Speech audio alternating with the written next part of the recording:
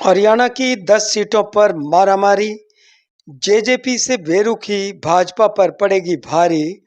कमल खिलाने पर कांग्रेस आप गठबंधन खिलाएगा गुल।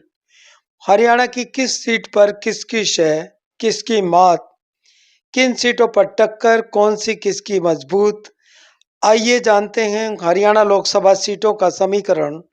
इससे पहले पेज एट नून चैनल को सब्सक्राइब कर लीजिए। धन्यवाद।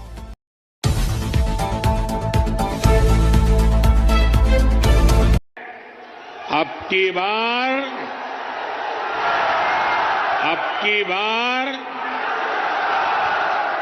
की बार एनडीए सरकार 400 पार। अब की बार 400 पार, अकेले भाजपा की 370 सीट। भारतीय जनता पार्टी का ये दावों भरा नारा लोकसभा चुनाव 2024 के लिए है। इस भारी भरकम गिनती में हरियाणा की 10 लोकसभा सीट भी शामिल हैं। 2019 की तर्ज पर 10 की 10 सीट हासिल करने का हौसला दिखाने वाली भारतीय जनता पार्टी का यह दावा अब मुट्ठी में रेत की तरह खिसकने लगा है। कांग्रेस आम आदमी पार्टी का गठबंधन हो चुका है। भारतीय जनता पार्टी व जननायक जनता पार्टी का गठबंधन लोकसभा चुनावों में कोसों दूर दिखाई दे रहा है। इनेलो के कयास भी कांग्रेस की ओर इशारा कर रहे हैं। ऐसे में भाजपा के लिए राजनीतिक प्रतिद्वंदियों के अलावा कई बड़ी चुनौतियां उग्र रूप से उभरने लगी हैं। हम बात कर रहे हैं किसान आंदोलन, खिलाड़ियों का पूर्व में पनपा आक्रोश, आंदोलनकारी लोग और महंगाई बेरोजगारी के मुद्दे। भारतीय जनता पार्टी का चुनाव विकास के नाम पर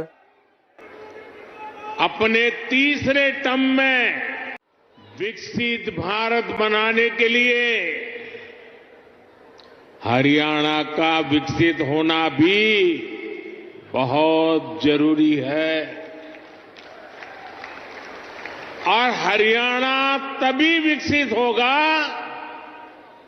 जब यहां आधुनिक सड़कें बनेगी।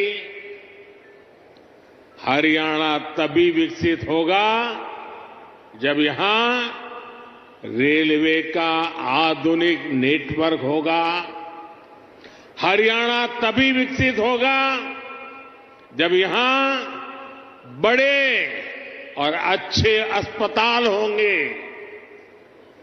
थोड़ी देर पहले ही मुझे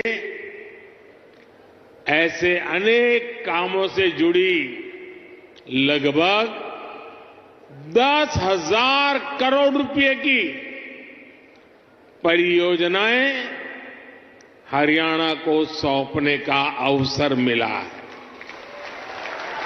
भारतीय जनता पार्टी का चुनाव विकास के नाम पर तो कांग्रेस व दूसरे दल महंगाई, बेरोजगारी, भ्रष्टाचार और भाजपा को ही आधार बनाकर लड़ने की तैयारी है।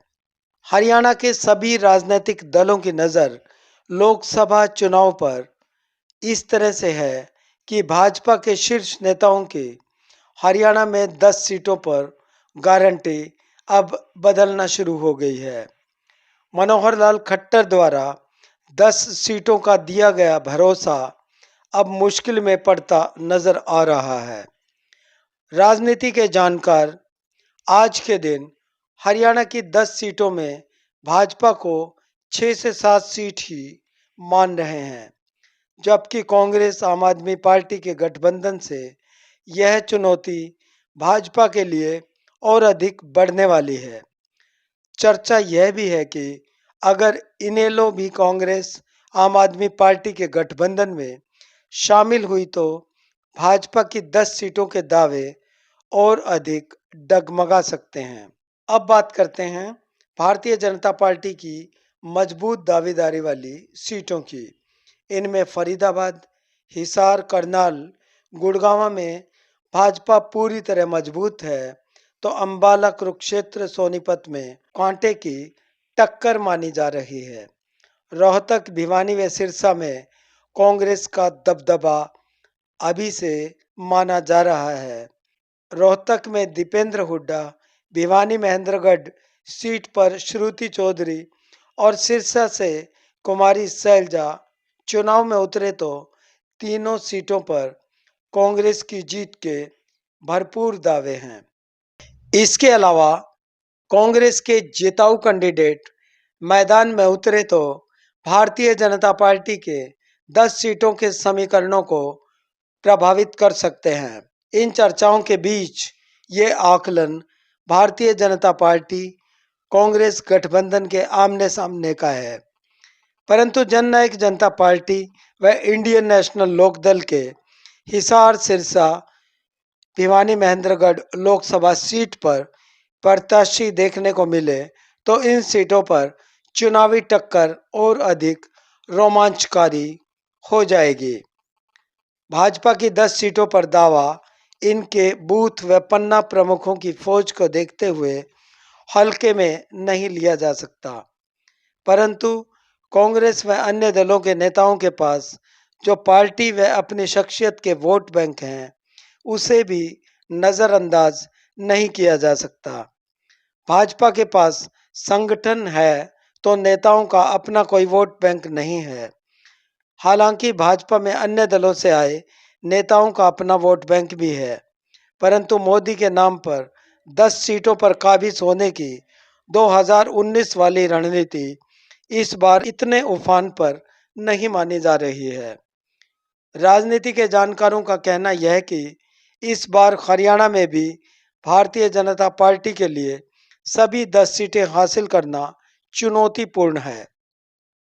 ऐसे में जननायक जनता पार्टी को राज्यसभा सीट दिए जाने की चर्चा भी सुभाष बराला के पदासीन होने के बाद धूमिल हो गई।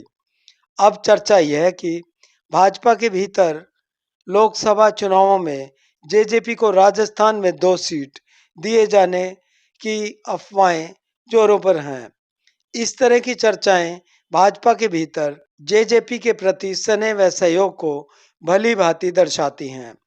इससे साफ है कि भाजपा सभी 10 सीटों पर अकेले चुनाव लड़ने वाली है।